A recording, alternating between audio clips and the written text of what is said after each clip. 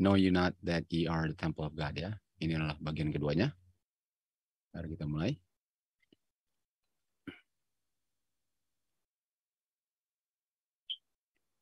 Sekarang kita lihat fondasi daripada gereja.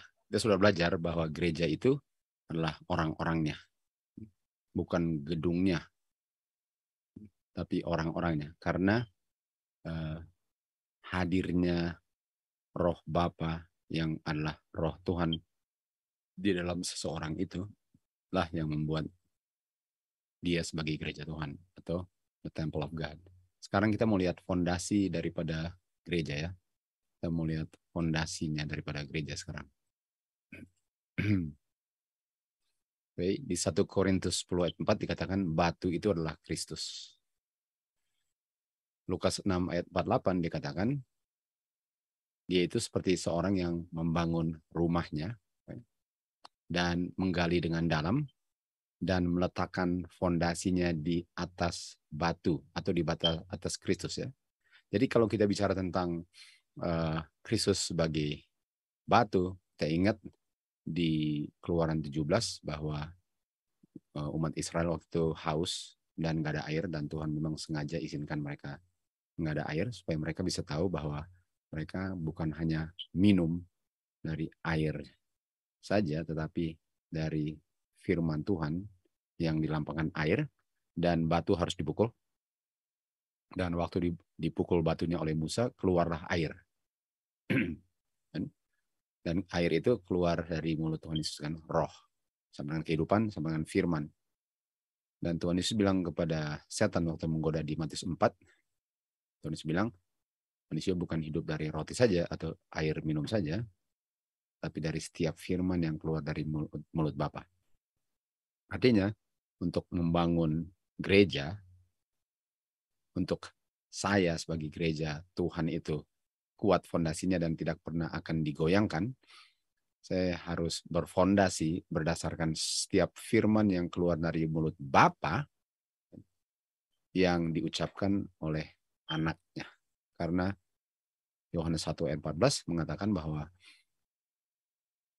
hanya melalui anaklah kita bisa mengenal Bapa, kan. Jadi rumah itu harus digali dalam. Dia punya untuk meletakkan fondasinya harus digali dalam sampai dapat batunya, dan di atas batu diletakkan fondasinya. Artinya nggak bisa goyang. Ini bukan di atas pasir, ya. Pasir adalah pendapat manusia sendiri. 2 Petrus 1 bilang bahwa itu adalah private interpretation. Tapi semua itu harus berdasarkan firman Tuhan. Jadi fondasi daripada gereja didirikan di atas setiap firman yang keluar dari mulut Tuhan Yesus yang asalnya dari Bapa. Di Matius 16 ayat 13 dan 14, Tuhan Yesus menanyakan kepada murid-muridnya mengenai orang-orang lain. Pertanyaan Tuhan Yesus adalah, menurut kamu, menurut murid-murid, mereka pikir saya siapa? Okay. Menurut kamu, sepengetahuan kamu, mereka punya pendapat tentang saya itu siapa? Kan? Itu pertanyaan Tuhan Yesus kepada murid-murid.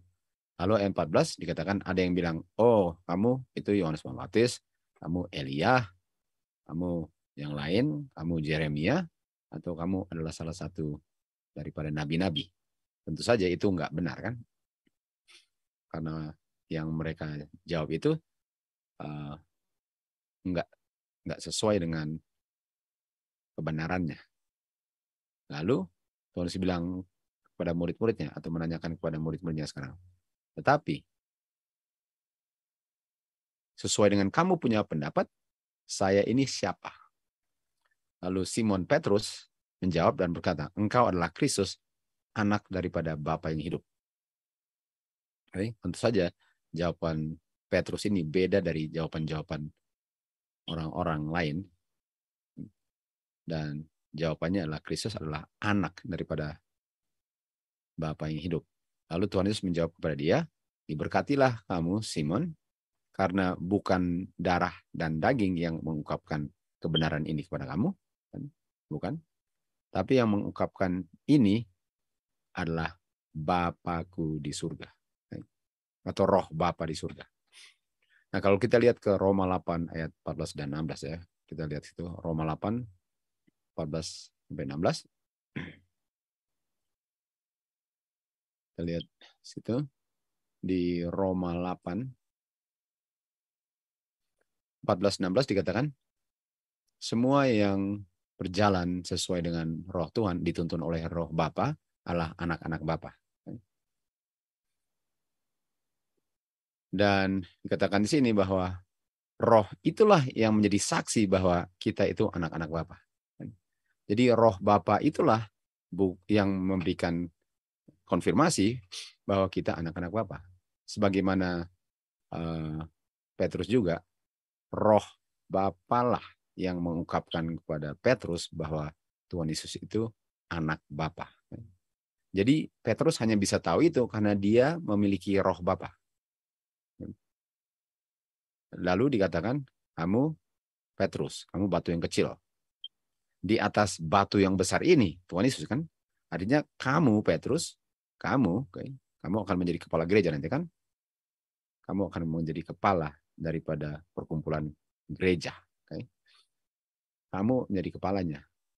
Kamu atau gereja yang terdiri dari orang-orang nanti, kan, yang akan ditambahkan sesuai dengan kisah 2, akan menjadi gereja karena kebenaran bahwa aku anak Bapa. Itulah jawaban Tuhan Yesus. Jadi kalau bukan anak Bapa, kalau Tuhan Yesus bukan anak Bapa, kalau kita hidupnya bukan berdasarkan setiap firman yang keluar dari mulut Tuhan Yesus yang asalnya dari Bapa, kita bukan gereja. Kita bukan the temple of God.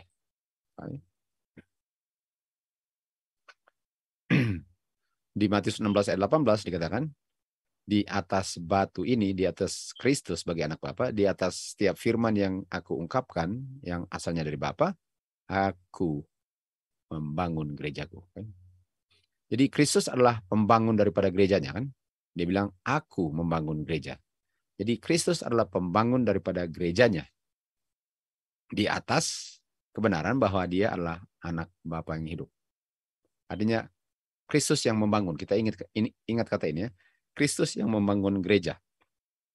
Yang membangun gereja adalah Kristus. Sama dengan Kristus lah yang menciptakan Adam. Yang kita tahu Adam itu gereja.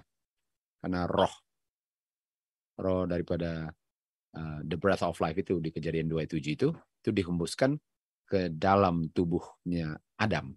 Kan? Sehingga Adam adalah gereja. Dan Tuhan Yesuslah yang menciptakan Adam. Artinya Tuhan Yesuslah yang membangun gereja.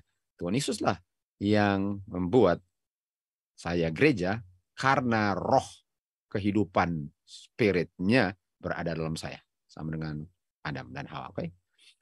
Kebenaran bahwa Kristus anak Bapa adalah doktrin fondasi daripada semua ajaran gereja. Itulah yang membuat gereja-gereja. Kita sudah lihat kemarin kan, roh Tuhanlah yang berada dalam gereja. Kalau bukan roh Tuhan, yaitu roh Bapa dan roh Anak, itu bukan gereja. Jadi fondasinya adalah ini. Fondasinya adalah setiap firman yang keluar dari mulut Tuhan Yesus atau air yang keluar dari batu yang asalnya daripada tahta Bapa. Wahyu 22 ayat 1. Oke, sekarang kita lihat batu atau fondasi. Atau ya, batu yang mana semua gereja didirikan di atasnya ditolak. Okay? Batu yang ditolak. Kisah 4 ayat 11. Inilah batu yang kamu pembangun-pembangun. Ya. Jadi tadi kita lihat kan bahwa dia bilang Kristus yang membangun gerejanya di atas batu. Lalu Tuhan Yesus bilang, lalu di kisah sini dibilang, inilah batu, bicara tentang Tuhan Yesus kan, yang ditiadakan oleh kamu yang bangun kan. Ini kamu yang bangun. Sehingga menjadi kepala, yaitu kepala dari gereja kan. Kepala atau batu penjuru gitu. Batu penjuru, tapi kita tahu Kristus adalah kepala daripada tubuh kan. Dan kalau gereja itu tubuh, Tuhan Yesus adalah kepalanya. Jadi batu penjuru itu sama dengan kepala batu. Sorry, kepala batu. Kalau bilang kepala batu nggak mantap kan? Tapi dari kepala daripada semua batu yang adalah bagian daripada gereja. Oke? Jadi karena kamu pembangunnya. Jadi kenapa Tuhan Yesus itu ditolak? Karena mereka mau membangun gereja. Oke? Mereka mau membangun gereja, sementara yang membangun gereja itu Kristus. Jadi pembangun-pembangun meninggalkan fondasi batu ya, dan meninggalkan gereja, atau mereka bukan menjadi gereja lagi yang diorganize oleh Kristus kan. Dan kalau Kristus yang membangunnya, artinya Kristuslah yang membentuk organisasi gereja. Kristuslah yang membentuk organisasi gereja kalau dia yang membangun gerejanya. Artinya orang-orang ini yang menolak Tuhan Yesus, mereka meninggalkan fondasi dan mereka membuat organisasi yang terpisah daripada organisasi Kristus. Mereka menolak Tuhan Yesus sebagai anak Bapa dan mereka mereka punya organisasi, karena ini organisasi yang dibilang gereja ini mereka yang bangun, bukan Kristus. Bukan Kristus. Karena mereka menolak batunya, dan kalau mereka menolak batu artinya mereka membangun organisasi di atas pasir. Karena kalau bukan Kristus yang membangun, saya membangunnya di atas pasir. Dan kalau saya tolak bahwa Tuhan Yesus itu anak Bapa, artinya saya membangun di atas pasir. Dan di atas pasir itu adalah organisasi yang saya bilang gereja. Padahal organisasi itu bukan gereja. Matius 7 ayat 26. Dan setiap orang yang membangun ini, yang mendengar perkataan-perkataanku dan tidak melakukannya, seperti orang yang bodoh yang membangun dia punya rumah, dia punya gereja, atau dia punya organisasi di atas pasir, yang mana Kristus bukan anak Bapa sebagai batu penjurunya. Kita lihat di sini, katakan di sini, Miswar bilang, saya ditunjukkan 3 langkah. Langkah pertama, langkah kedua, dan langkah pekabaran malaikat ketiga. Itu 3 langkahnya. Pekabaran malaikat pertama, malaikat kedua, dan malaikat ketiga. Bapa telah menuntun mereka langkah demi langkah, sampai dia menempatkan mereka di atas fondasi yang teguh dan tidak bisa goyang. Saya melihat orang-orang mengolok-olok fondasinya dan memeriksa fondasinya. Oh, bukan mengolok-olok. Sorry. Mereka mendekati fondasinya dan memeriksa fondasinya. Banyak daripada mereka bersuka cita di saat mereka berdiri di atas fondasi itu. Ada yang lain yang mau cari kesalahan atau mau cari-cari salah dengan fondasinya. Mereka bilang kita harus memperbaiki fondasinya. Artinya kita, Tuhan Yesus itu memang anak Bapa tapi bukan anak Bapa. Artinya mereka mau memperbaiki fondasinya. Memang dia anak Bapa, tapi dia anak Bapa sebagai peranan, bukan sebagai kenyataan. Lalu fondasinya mereka bilang kalau sudah diperbaiki baru menjadi sempurna. Dan orang-orang akan lebih sukacita kalau fondasinya diperbaiki. Ada orang-orang yang step off atau mereka meninggalkan fondasinya untuk memeriksanya, dan mereka bilang ini salah ini. Tuhan Yesus bukan anak Bapa. Tuhan Yesus dengan Bapa Kristus dan Roh Kudus selalu ada selama-lamanya. Jadi ini yang mereka meninggalkannya, sehingga mereka membangun gereja yang sebenarnya bukan gereja, kan? Karena Roh Tuhan atau Tuhan Yesus sebagai anak Bapa ditolak. Dan kalau tolak Tuhan Yesus sebagai anak Bapa, artinya mereka menolak firman Bapa. Roh Bapa, artinya Roh Kudus enggak berdiam dalam orang yang tolak Tuhan Yesus adalah anak Bapa. Atau paling kurang ditolak. Dan saya melihat hampir semua berdiri teguh di atas fondasi dan menegur mereka yang melangkah keluar untuk jangan kamu terlalu banyak mengeluh tentang fondasinya. Karena Bapa adalah pembangun, master pembangunnya. Ya. Bapa adalah pembangunnya. Jadi kalau lihat tadi dikatakan bahwa Tuhan Yesus membangun, Lalu di sini Bapa yang membangun, karena kita tahu bahwa semua yang Tuhan lakukan adalah pekerjaan Bapa kan. Jadi Bapa yang membangunnya. Dan kalau Bapa yang membangunnya, artinya Bapa lah yang exorcomai anak kan. Karena anak itu keluar dari Bapa, itulah hasil Bapa yang membangun kan. Bapa yang membangun itu artinya saya memang Bapanya. Dan kalau kamu tolak dia anak saya, kamu tolak saya Bapanya. Dan kalau kamu tolak bahwa Tuhan Yesus pembangun gereja, kamu tolak saya yang mana saya adalah Bapanya. Dan mereka berperang melawan Bapa atau pembangunnya.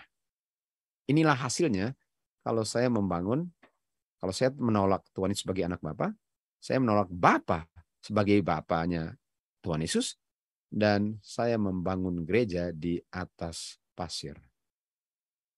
Nih, terlihat di sini bahwa setan berusaha untuk mengadakan reformasi di antara orang-orang Advent. Dan reformasi ini ialah untuk membuang doktrin-doktrin yang selama ini berdiri menjadi tiang-tiang iman kita. Dan terlibat dalam proses mengganti organisasi. Okay? Artinya organisasi Kristus diganti dengan organisasi manusia. Kalau reformasi ini berhasil, apa hasilnya? Prinsip-prinsip kebenaran yang Bapa dalam hikmatnya telah memberikan kepada gereja di akhir zaman akan dibuang semua. Agama kita akan dirubah. Prinsip-prinsip fondasi yang telah menopang pekerjaan untuk 50 tahun lamanya akan diperhitungkan salah. Organisasi baru yang didirikan di atas pasir kan tentunya akan dibentuk. Buku-buku orde baru akan ditulis. Fondasinya dibangun di atas pasir, artinya mereka tolak Tuhan sebagai anak Bapa. Dan mereka tolak Bapa adalah Bapanya anak. Sehingga mereka nggak bisa bilang bahwa waktu anak bicara, oh semua ini adalah pengungkapan Bapa. Mereka harus tolak itu karena Tuhan bilang yang saya ungkapkan ini firman Bapa. Sementara mereka tolak bahwa itu Bapanya dan dia anaknya. Artinya mereka tolak setiap firman yang keluar dari mulut Tuhan Yesus. Dan waktu badai datang, dia punya struktur akan hanyut. Strukturnya akan hanyut ya. Akan jatuh semua. Dan kalau jatuh artinya apa? Jatuh adalah Babylon. Babylon jatuh. Sudah jatuh kan? Oke, sekarang kita melihat rumah yang spiritual ya.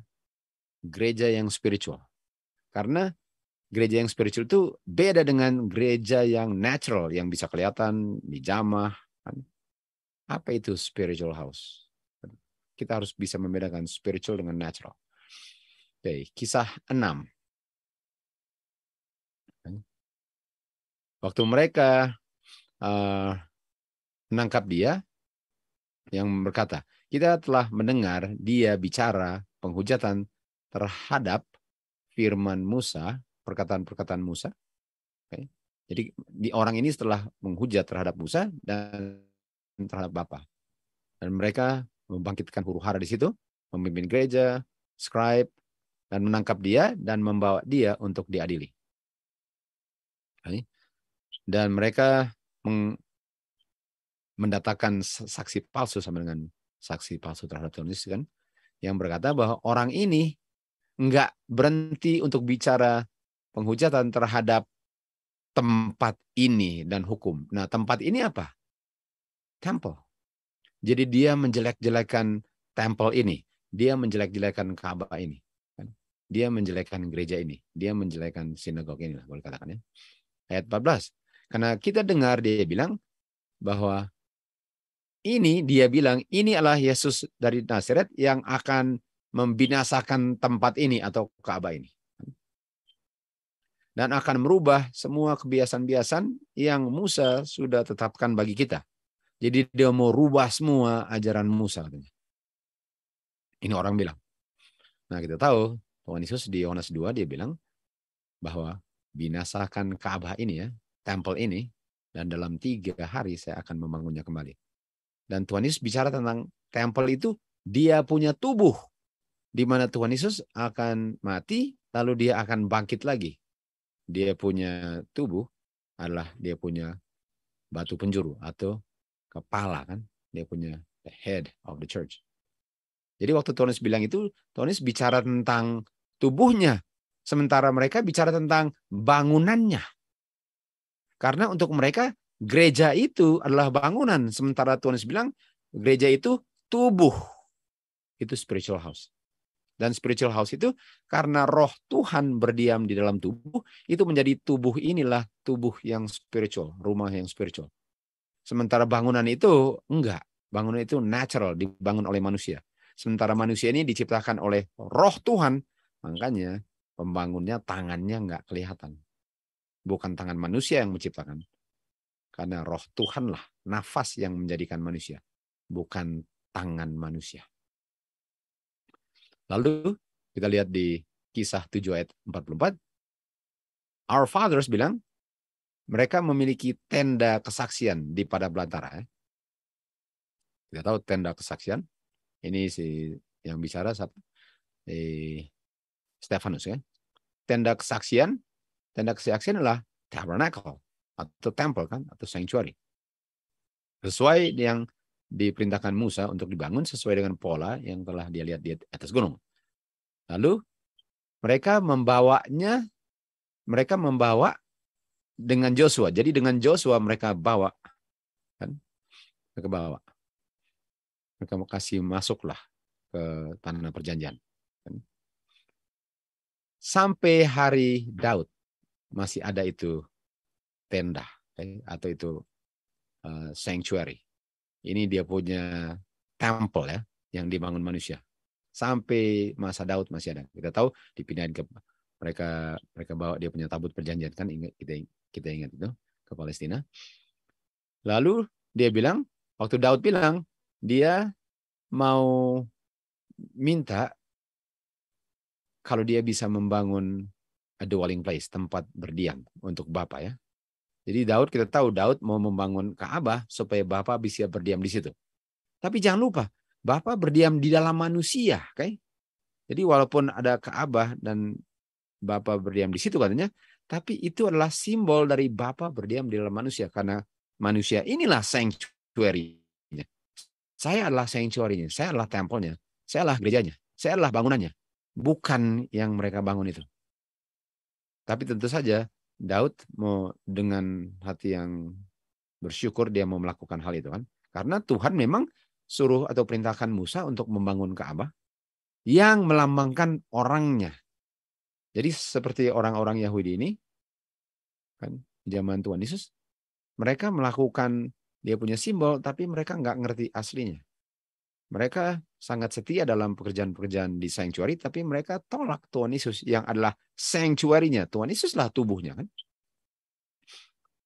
Mereka menyembelih domba, lalu waktu Tuhan Yesus datang, mereka tolak. Yang untuk 4.000 tahun lamanya telah disimbolkan dalam korban domba-domba. Oke, kita terus. Lalu Stefanus lanjut ayat 47. Tapi Solomon lah, kita tahu Daud tangannya berdarah karena sering perang. Jadi Solomon lah yang membangun rumah untuk dia. Makanya Solomon itu lambang Kristus, dia type of Christ. Kan? Karena dia membangun rumah dengan tangan, sementara Tuhan Yesus pembangun rumah tanpa tangan. Kan? Namun, ayat 48. Jadi kita tahu bahwa orang Israel ini sangat membanggakan dengan mereka punya Ka'bah kan, yang dibangun oleh Solomon. Lalu Stefanus bilang, namun yang Maha Tinggi tidak berdiam di dalam rumah atau Ka'bah atau sanctuary yang dibangun oleh manusia. Gedung atau katedral, bukan. Jadi sementara dia bilang, oh oke, mereka dulu bangun Ka'bah dari Musa, dibawa terus ke Joshua, lalu ke Daud, lalu Daud bikin Ka'bah melalui anaknya Solomon.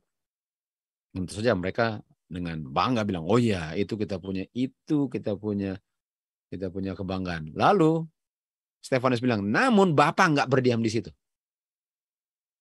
Bisa lihat mereka malah, Bapak nggak berdiam di situ. Karena Bapak bilang, dia dikutip, surgalah tahtaku dan bumi itu tempat istirahat kakiku. Rumah seperti apa yang kamu mau bangun bagi saya kalau semesta alam ini saya punya, katanya.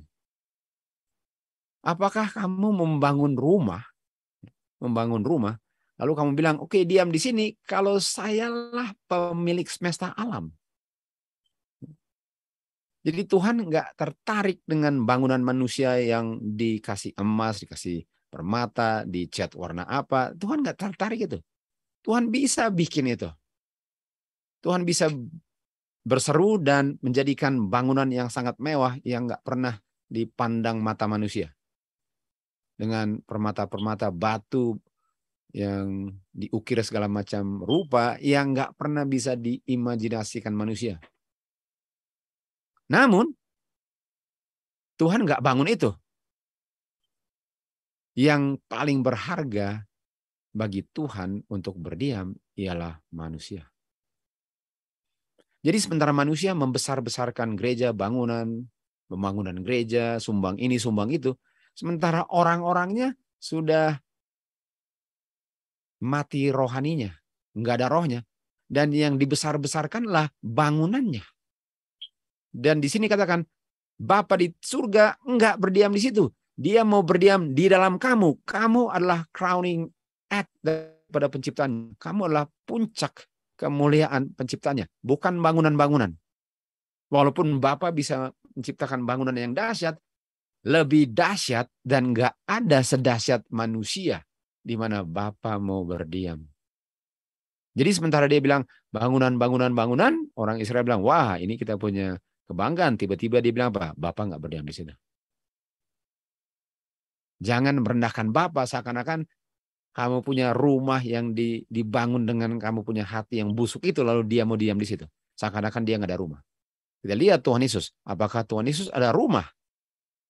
Apakah ada tempat beristirahatnya? Enggak. Dia nggak tertarik. Dia nggak lahir di istana semua itu. Karena itu semua bangunan manusia. Yang dia mau ialah roh Tuhan berdiam dalam manusia. Itu sebabnya Tuhan Yesus nggak tertarik dengan bangunan-bangunan, kan?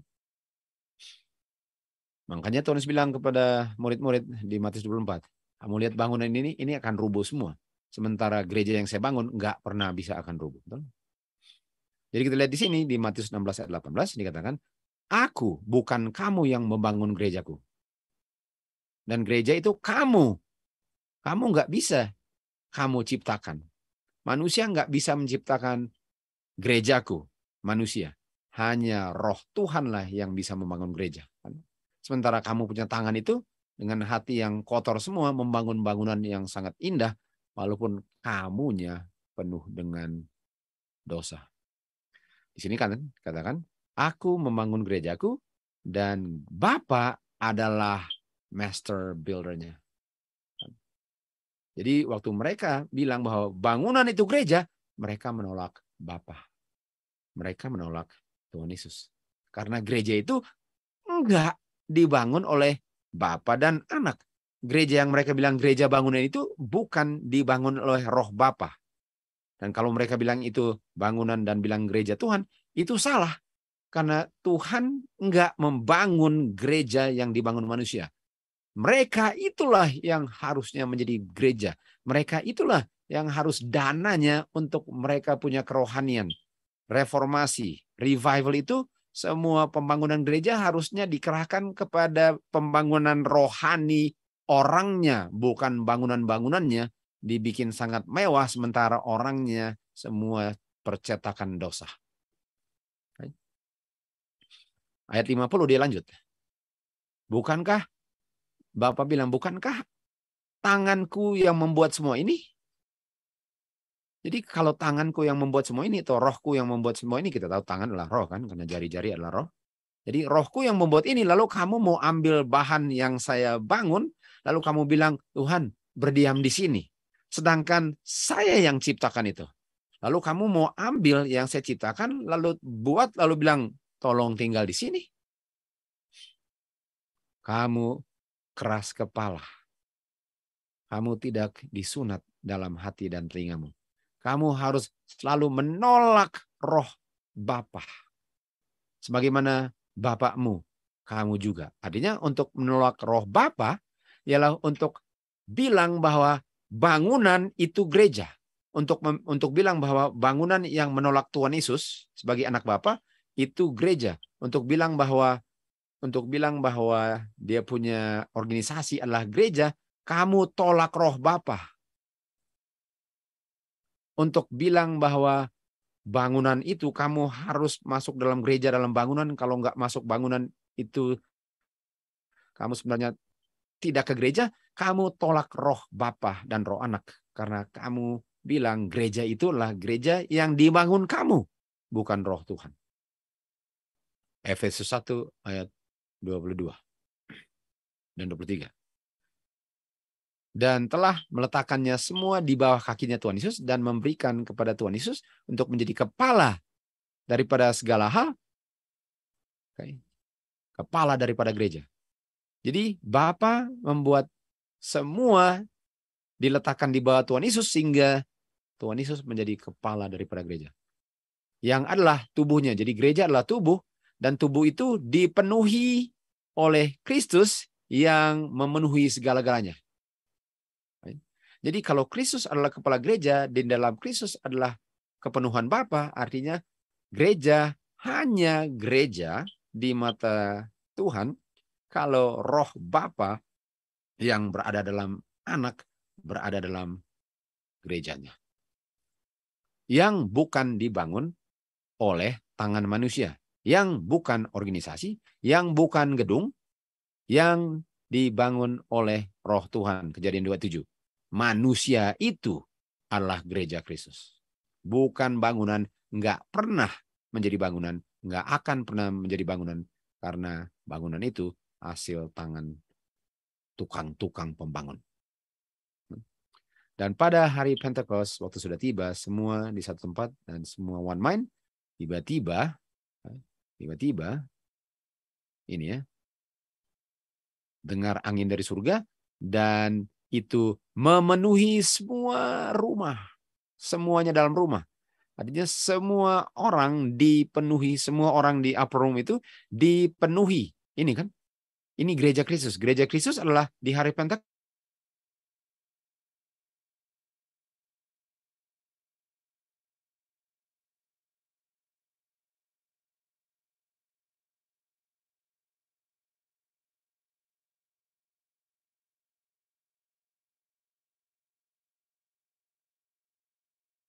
Statues Judgment, mereka memenuhi the fullness of Christ. Mereka dipenuhi dengan roh Bapa, yaitu roh Anak. Lalu ayat Kisah 2 ayat 4. Dan gereja itu yang dipenuhi dengan kuasa Bapa, yang adalah kuasa Anak, kan? Kisah 2 ayat 4, mereka dipenuhi dengan Roh Kudus. Mereka dipenuhi dengan Roh Kudus. Ini namanya gereja. Ini namanya gereja Kristus. Gereja Kristus akan dicurahkan. Kenapa? Karena gereja Kristus percaya bahwa manusia hidup dari setiap firman yang keluar dari Bapa melalui Anak. Bukan dari yang namanya Bapa tapi bukan Bapa, melalui yang namanya Anak bukan Anak. Itu nggak akan pernah terima Roh Kudus. Itu akan menolaknya. Karena yang keluar dari Anak ialah dia bilang, saya anak Bapa. Dan kalau saya tolak itu, saya tolak roh Tuhan. Yohanes 20 ayat 22, yang keluar dari mulut Tuhan Yesus namanya Holy Ghost. Dan kalau saya nggak percaya bahwa Tuhan Yesus itu anak Bapa, karena Tuhan Yesus yang bilang, artinya saya tolak Roh Kudus, saya tolak air, saya tolak mana, saya membangun gereja yang bukan gereja, saya bilang organisasi adalah gereja, saya membangun yang saya bilang gereja di atas pasir, di atas sesuatu yang bukan diungkapkan oleh Tuhan Yesus. Efesus 4 ayat 13. Sampai kita datang dalam persatuan iman dan pengetahuan, ini kan, dan kita punya pengetahuan tentang anak Bapa, sampai kita menjadi gereja yang sempurna, sampai ukuran dan penuhnya Kristus sebagai batu penjuru. Artinya kita ini belajar firman Tuhan, isi Roh Kudus sampai the fullness of Christ. Sampai Roh Tuhan dipenuhi semuanya. Artinya kita harus belajar terus. Harus tetap belajar. Karena kalau saya sudah tahu sesuatu, itu bukan berarti saya sudah tahu semuanya. Saya belajar terus, belajar terus. Dan sampai semua yang benar saya terima, saya sekarang fullness, baru Roh Tuhan dicurahkan seperti di hari Pentecost. Kristus dengan satu keinginan yang sangat besar sedang menunggu untuk diungkapkannya dirinya di dalam gerejanya. Artinya gerejanya sedang belajar, kan? Sedang belajar, sedang assemble di upper room dan membersihkan diri supaya kosong untuk diisi sepenuhnya.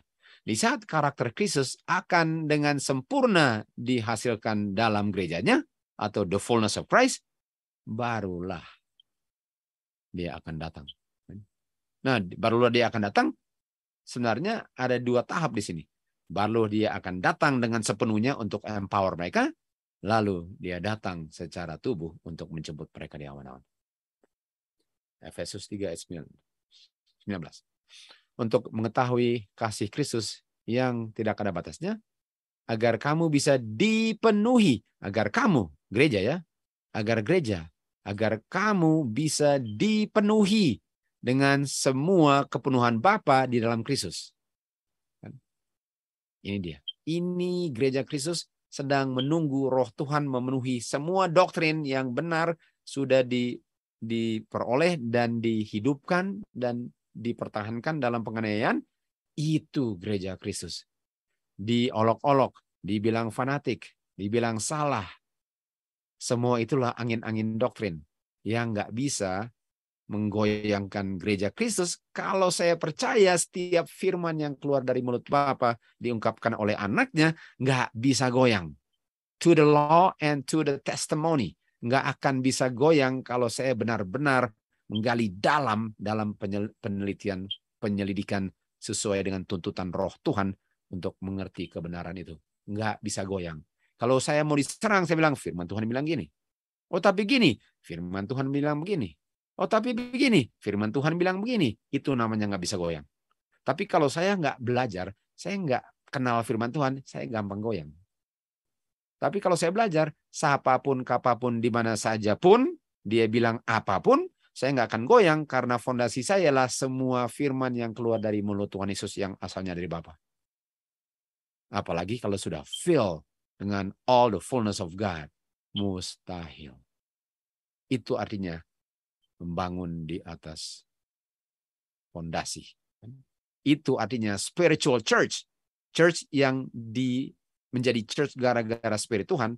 Dan dengan spirit Tuhan itu, dia nggak akan bisa salah pengertiannya. Dan digoyang. Karena Roh Tuhan itulah dia punya jawaban. Setiap kali ditanya, Roh Tuhan mengungkapkan kebenaran itu. Sama dengan di Markus 13:11. Yang bicara Roh Tuhan. Bagaimana mau salah? Kalau saya belajar, saya mengerti, saya simpan, saya praktekkan. Lalu waktu dipertanggungjawabkan Roh Tuhan yang bicara, bagaimana bisa salah? Bagaimana fondasinya bisa runtuh? Bagaimana saya bisa runtuh pengertian saya kalau yang menjadi defense saya adalah Roh Tuhan. Itu namanya gereja nggak pernah bisa jatuh. Dicurahkannya Roh Bapa yang harusnya ada GH. Oh ya, yang menerangi seluruh bumi dengan kemuliaannya, ini Wahyu 18:1 ya. Jadi kita tahu Wahyu 18:1 itu the great outpouring. Pencurahan Roh Bapa yang menerangi seluruh bumi dengan kemuliaannya tidak akan tiba atau tidak akan terjadi ya. Sampai gerejanya sudah sendirinya diterangi. Jadi nggak bisa kita menerima Roh Tuhan lalu menerangi dunia kalau saya sendiri belum diterangi. Nggak bisa dunia menerima the fullness of God kalau saya belum menjadi the fullness. Saya belum dipenuhi dengan the fullness of God. Jadi penting sekali untuk kita sekarang memiliki the fullness of God dengan kita belajar, dengan kita assemble, dan disitulah kita dipenuhi. Dan sementara kita memperbaiki, kita remedy dan kita cleanse defects of character, di mana kita saling memaafkan satu dengan lain, kita memperbaiki salah paham satu dengan lain.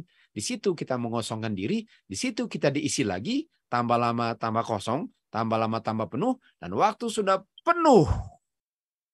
Karena sudah kosong, baru seluruh dunia akan dipenuhi. Dipenuhi oleh kemuliaan Bapa, yaitu the Spirit of God. Bisa lihat itu? Kita bisa tahu melalui pengalaman apa artinya untuk bekerja dengan Bapa, kerjasama. Kita memiliki satu keseluruhan consecration, ya, pengabdian sepenuh hati untuk bekerja bagi Kristus. Baru Bapa mau mencurahkan rohnya tanpa batas. Artinya, saya untuk memiliki roh Tuhan dengan penuh, saya harus kerjasama dengan Bapa, dan saya harus mengabdikan diri 100% untuk Bapa, baru 100%-nya bisa dialirkan atau saya bisa menjadi saluran 100%. Kalau saya masih pikir tentang diri sendiri, kalau saya masih pikir tentang konsekuensi saya, kalau saya bikin ini dan bikin itu, saya nggak pernah bisa penuh. Kalau saya kabarkan nanti mereka, saya nggak bisa penuh. Karena saya masih pikir tentang diri sendiri.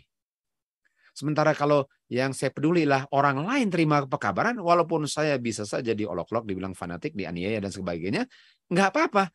Karena saya sudah kosong, dan hanya dengan demikianlah dunia bisa mendengar semuanya.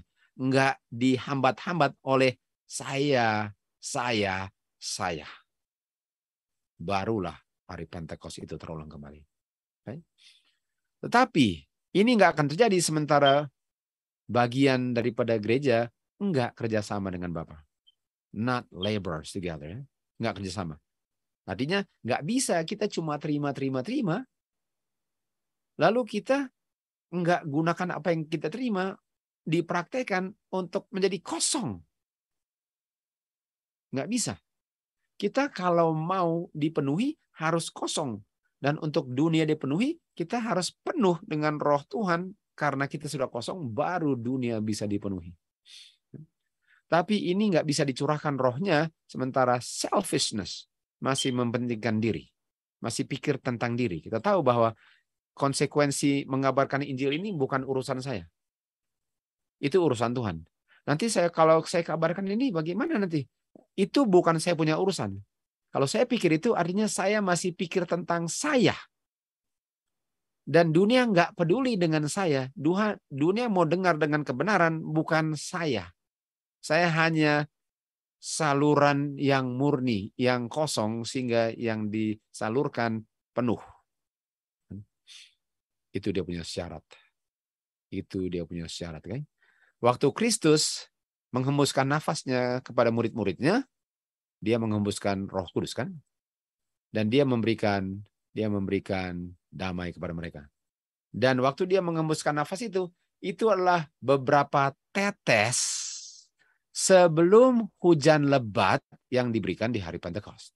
Okay? Itu hanya beberapa tetes. Nah, kita lihat tadi, kan? Pencurahan Roh Kudus tanpa batas ini nggak bisa kita alami kalau kita sendiri belum dicurahkan dengan penuh. Kita nggak bisa menerangi bumi kalau kita sendiri belum diterangi. Okay? Artinya, saya nggak bisa menerangi dunia di hari Pentekost atau sama dengan hari Pentekost kalau saya sendiri belum diterangi. Jadi, ini plentiful shower ini untuk menerangi dengan penuh. Tapi sebelum saya menerangi dunia dengan penuh, saya harus diterangi dengan tetesan-tetesan. Jadi tetesan itu ialah doktrin sini, doktrin situ, pengertian ini, pengertian itu. Dan waktu sudah semua, baru saya terima semua, baru saya bisa kabarkan semuanya. Seperti di hari Pentekost. Inilah tetesan-tetesan yang Sekarang untuk membersihkan diri dari semua noda-noda, dan waktu bersih, baru saya bisa memantulkan sepenuhnya kebenaran kuasa Tuhan yang saya sudah terima. Yehezkiel 36 ayat 25 dan 26 dikatakan, dan saya akan memercikan atau beberapa tetes air yang bersih, dan kamu akan menjadi bersih, dan saya akan cleanse kamu. Saya akan membersihkan kamu, saya akan cleanse kamu. Jadi fungsi daripada tetesan ini ialah untuk membersihkan saya, dan waktu saya sudah bersih, baru saya bisa terima sepenuhnya untuk menjadi saluran sepenuhnya, agar dunia bisa dengan sepenuhnya menerima pekabaran ini. Dan kalau kamu sudah bersih, berdasarkan percikan tetesan-tetesan itu, saya akan memberikan hati yang baru, saya akan memberikan roh yang baru, saya akan letakkan roh saya dalam kamu. Ayat 27. Dan saya akan meletakkan roh saya dalam kamu, dan kamu akan berjalan, kamu akan obey saya punya statutes, dan memelihara saya punya judgment, dan kamu akan melakukannya. Coba lihat ini. Jadi lihat ya, kita dengan kita assemble, supaya bisa dibersihkan. Jadi waktu kita dibersihkan, kita punya yang dibersihkan adalah apa? Oh, rupanya kita harus keep statutes dan judgment, betul? Bukan cuma 10 hukum punya hari Sabat, padahal ada sahabat-sahabat yang lain yang mengilustrasikan hari Sabat. Jadi waktu kita dibersihkan, setelah itu apa? Kita akan keep semuanya. Kita akan keep statutes dan judgment. Karena sekarang kita lagi belajar kan, belajar, dan Tuhan tambahkan pengetahuan statutes judgment. Dan itulah dibersihkannya. Dan kalau sudah bersih, saya akan memelihara semua statutes, dan statute judgment boleh dikatakan apa? Sabbath more fully. Artinya waktu saya sudah di-sprinkle, sudah bersih, waktu saya sudah bersih, saya sudah bisa kabarkan pekabaran karena saya sudah terima plentiful shower, seperti hari Pentecost, dan saya akan kabarkan statutes dengan judgment, karena saya nggak bisa kabarkan itu kalau saya sendiri nggak melakukannya. Saya nggak bisa kabarkan statutes dengan judgment dan bilang sama orang lain untuk melakukannya kalau saya sendiri menolaknya. Lihat ya, hati yang baru, roh yang baru, hati yang bersih, plentiful shower, itu pelihara statutes and judgment. Makanya yang mengabarkan Sabbath more fully. Tidak seorang pun di antara kita akan pernah menerima meterai Bapa, sementara karakter kita ada satu cacat noda. Kita punya tanggung jawab lah. Tanggung jawab kita lah untuk apa? Untuk cleanse. Dan kalau bicara cleanse apa? Few drops. Okay? Few drops, beberapa tetesan. Jadi kita harus terima hujan tetes untuk membersihkan sebelum plentiful shower. Sebelum kita dimeteraikan. Artinya kalau Tuhan sudah memeteraikan, ya, lihat ini ya. Kalau Tuhan sudah memeteraikan saya, dia taruh rohnya dengan penuh dalam saya, dan saya akan memelihara statutes dengan judgment, artinya saya sudah dimeteraikan. Orang yang dimeteraikan 144.000 memelihara statutes dengan judgment. Dan kalau saya sudah dibersihkan, baru saya terima meterai kan? Dikatakan nggak bisa terima meterai kalau masih ada kotor. Dan kalau sudah terima meterai, artinya sudah bersih. Dan orang yang terima meterai, keep statutes and judgment, dan terima Roh Kudus, plentiful shower, dan mereka akan mengabarkan seperti murid-murid di Day of Pentecost. Di hari Pentecost. Jadi kita bisa lihat bahwa statutes judgment ini adalah syarat pemeteraian. Untuk dimeteraikan perlu keep statutes dengan judgment. Roma 14. Dia menerima ini ya, di sini katakan tidak orang pun akan menerima, atau untuk menerima seal of God sama dengan untuk menerima tanda. Dan kata lain tanda apa? Meterai. Untuk menerima tanda sama dengan menerima meterai.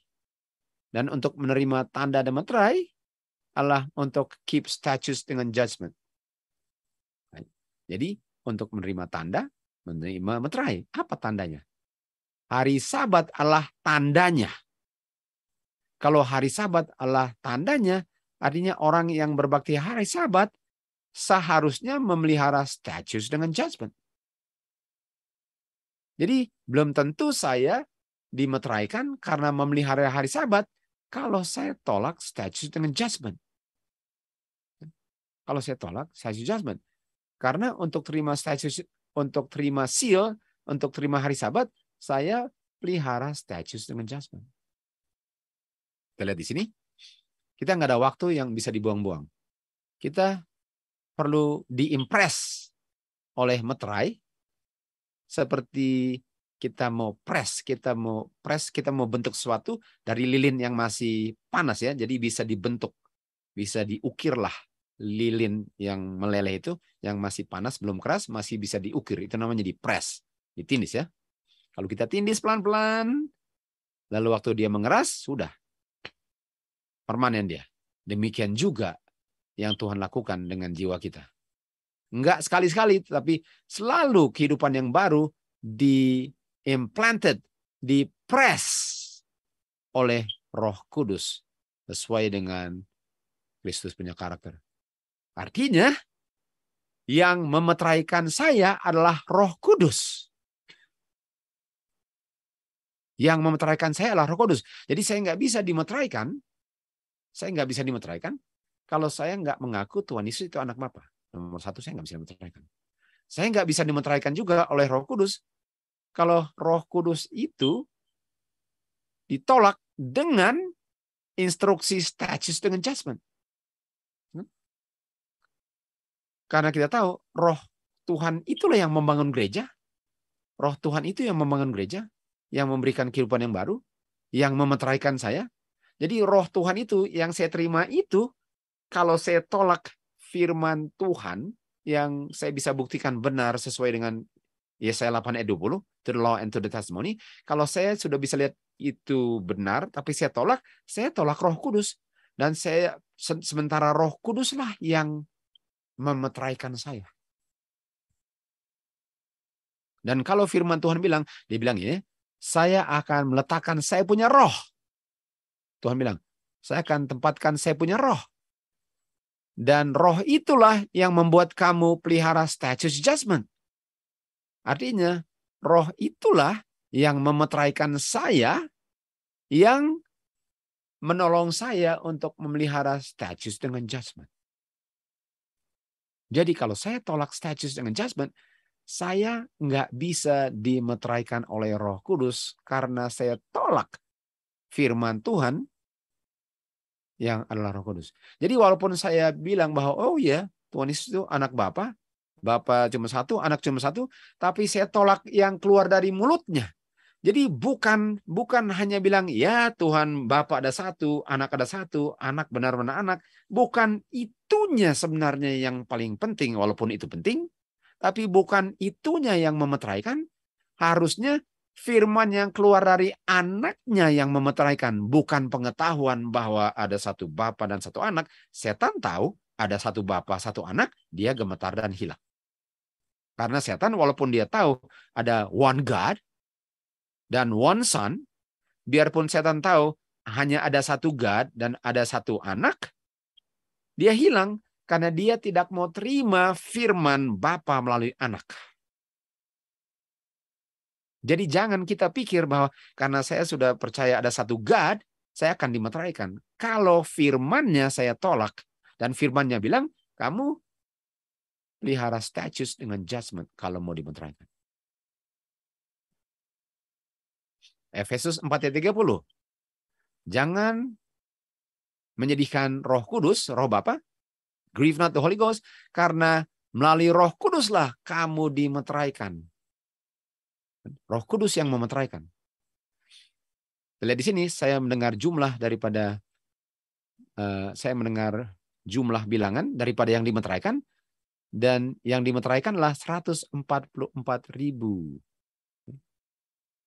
Ini yang dimeteraikan.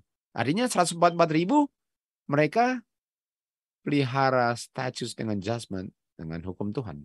Yang kita tahu Statute judgment itu adalah menjelaskan hukum Tuhan. Menjelaskan hukum Tuhan.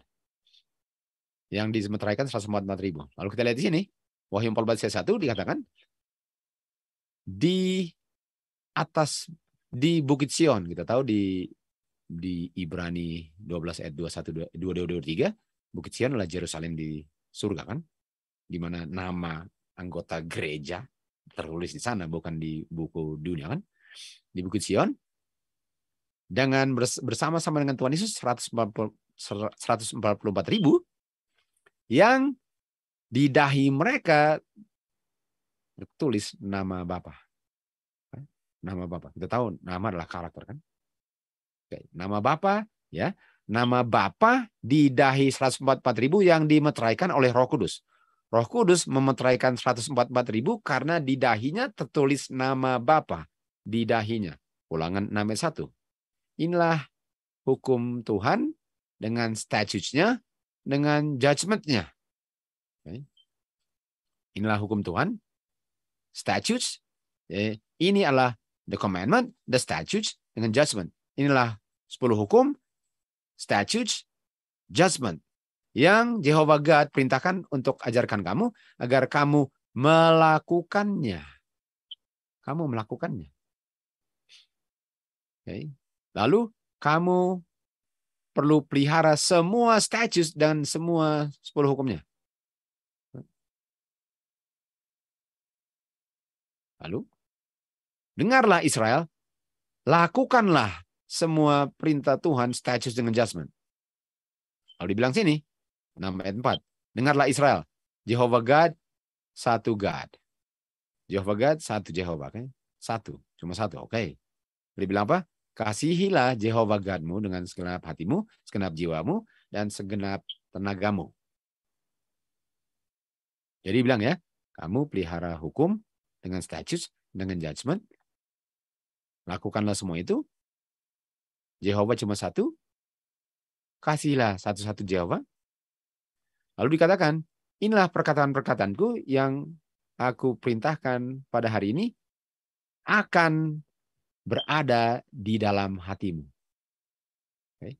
Ini akan berada di dalam hatimu. Oke, kita lihat ke atas tadi ya. Ini akan berada di dalam hatimu. Okay. Lihat ini.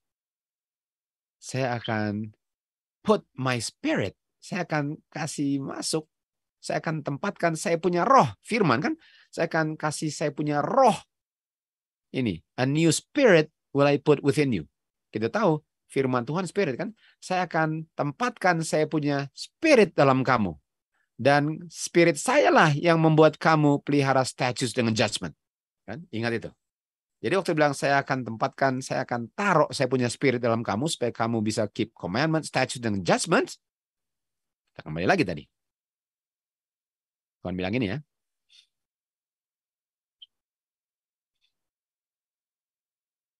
Lalu kita kembali lagi tadi. Dia bilang apa?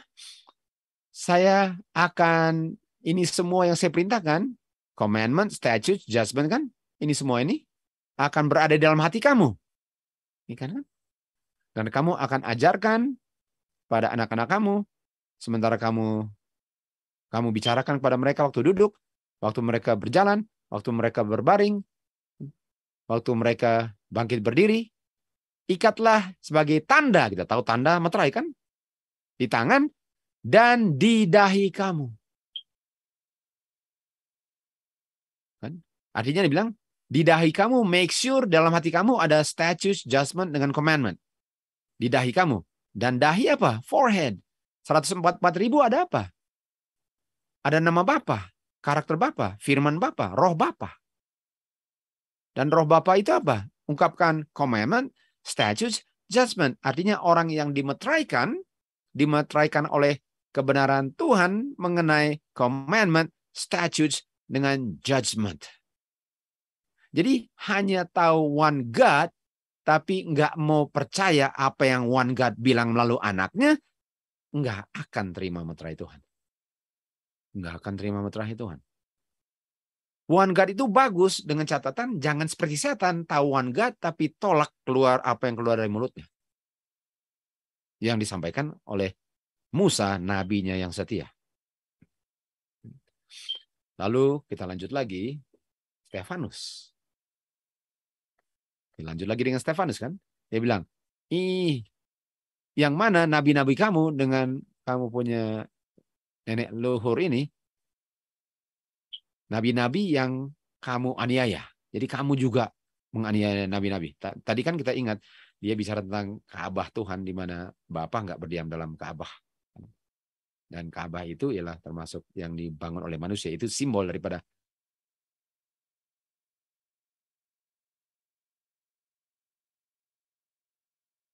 dianiaya karena apa?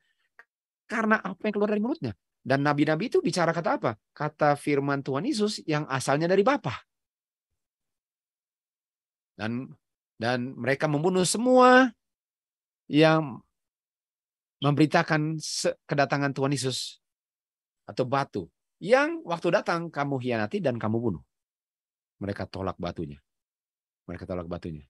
Mereka tolak firman daripada batu. Mereka tolak firman Bapa yang keluar melalui batu, yang disampaikan melalui nabi-nabinya, ditolak semua. Mereka membangun di atas rumah. Sementara mereka membangun Ka'bah, lalu bilang, inilah rumah Tuhan, inilah rumah Bapa. Sementara mereka tolak roh Bapa, lalu mereka sendiri bukan menjadi Ka'bah Tuhan, tapi mereka membangun Ka'bah dan harap Tuhan berdiam di situ. Ini adalah Ka'bah di atas pasir. Makanya tahun 70 AD Ka'bahnya hancur.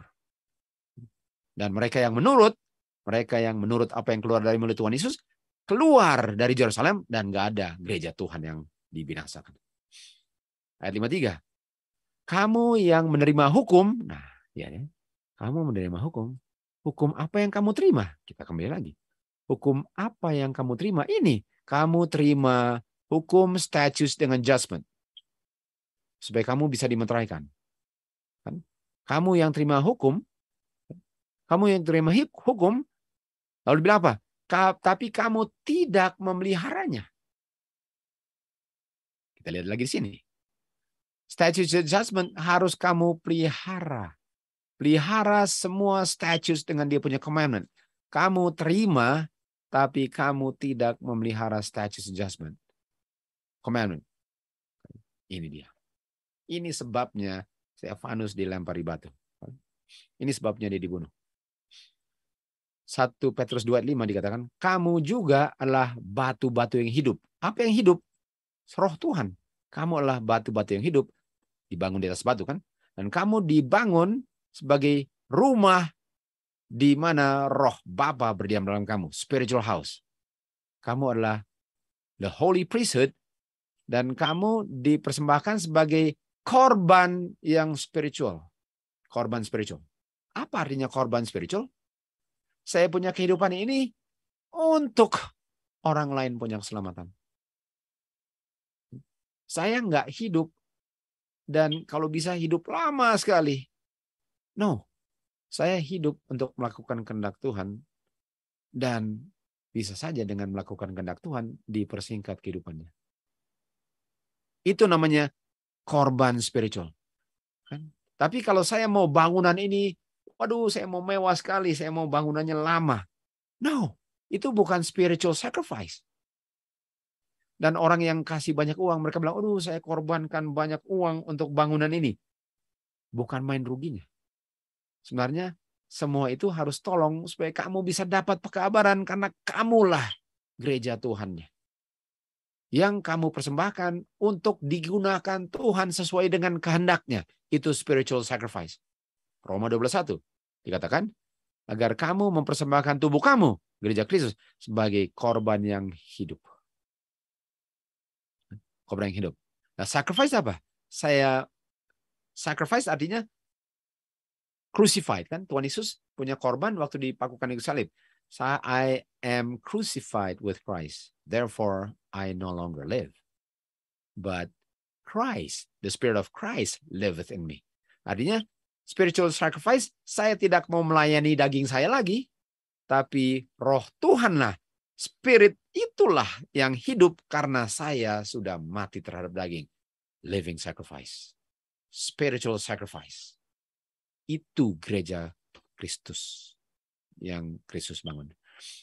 Janganlah kita mempersatukan dengan dunia, mempersatukan diri dengan dunia.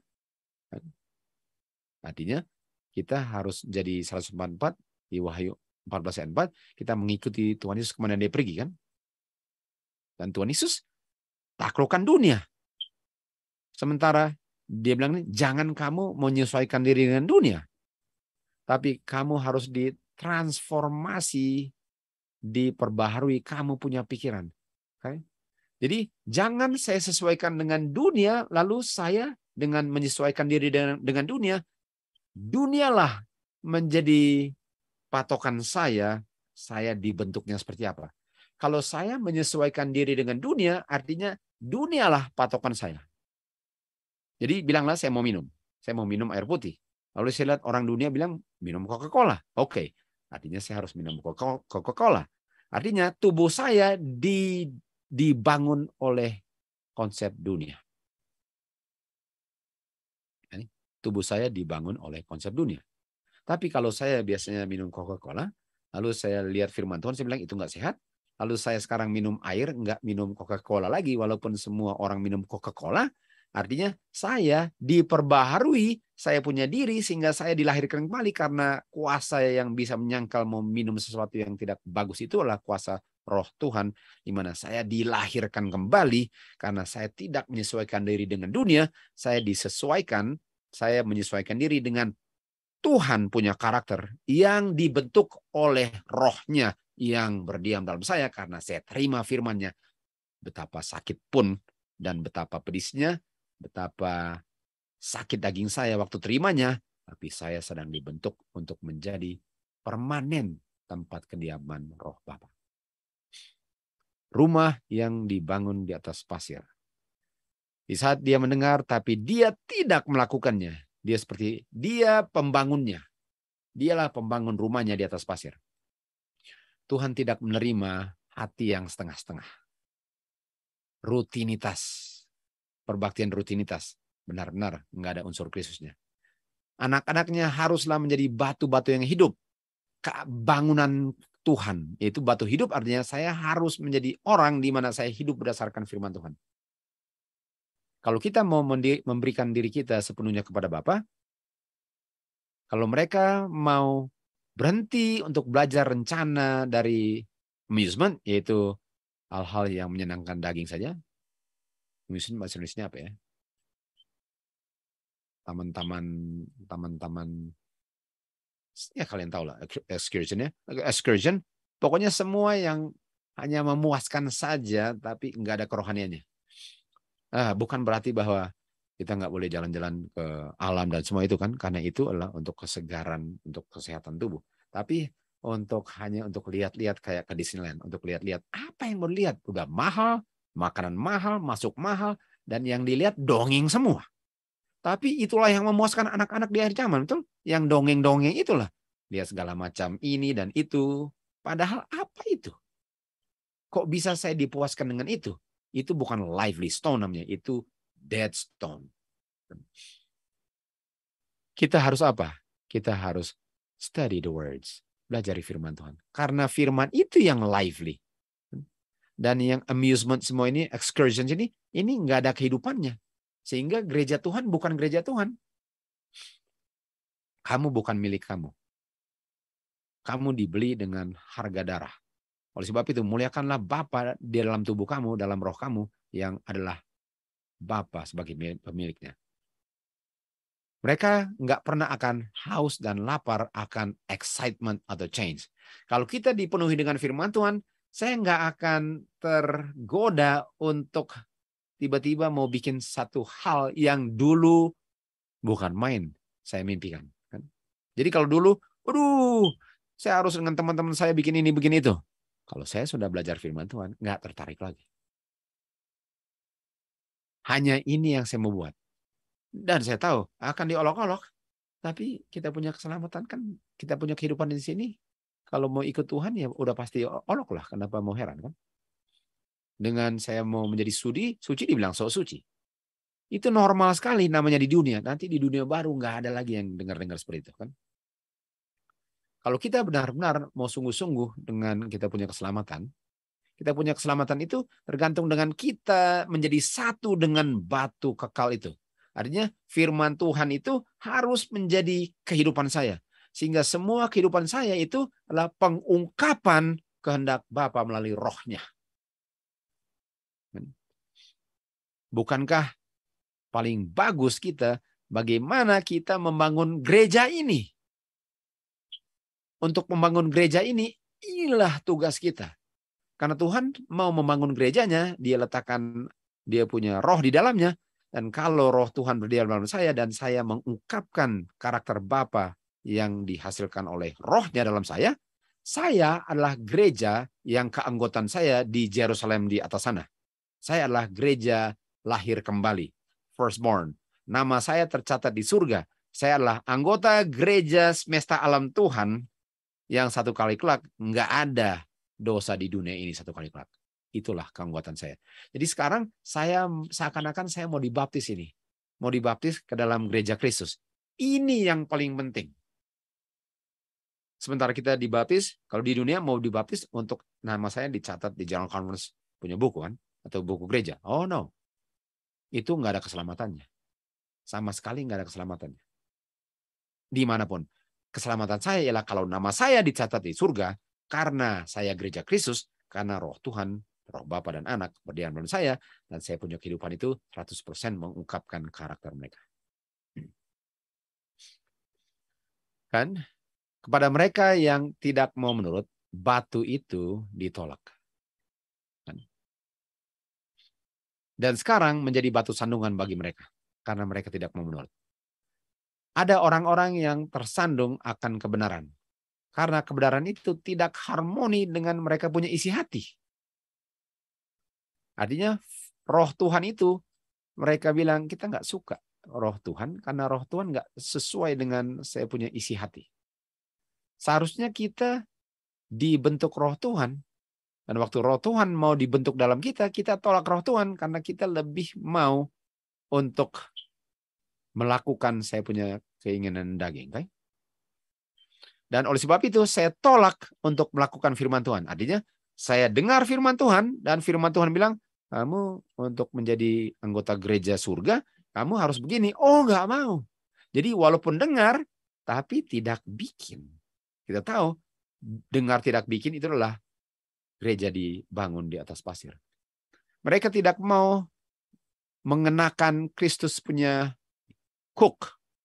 yoke, ya, yaitu kesempurnaan. Artinya kalau kesempurnaan belok kiri, belok kanan.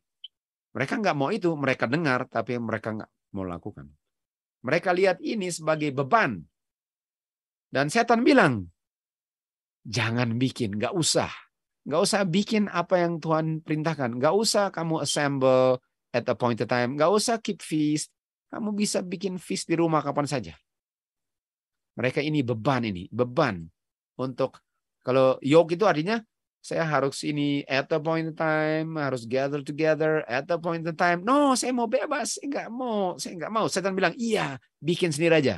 Dan kalau kamu nggak mau bikin ini, kamu akan menjadi seperti gods. Kamu akan menjadi seperti gods. Nggak akan ada orang yang mendikte kamu punya kehidupan. Nggak ada appointed time, nggak ada setiap hari belajar, kapan saja kamu bisa bikin bebas kapan saja. Ini setan punya bisikan. Kamu ada kebebasan untuk melakukan yang kamu inginkan. Kamu bisa bikin feast kapan saja dan nggak perlu bikin pun. Yang penting bikin dia punya perjamuan kapan saja kalau memang ingat. Tuh. Sudah bisa lihat ini?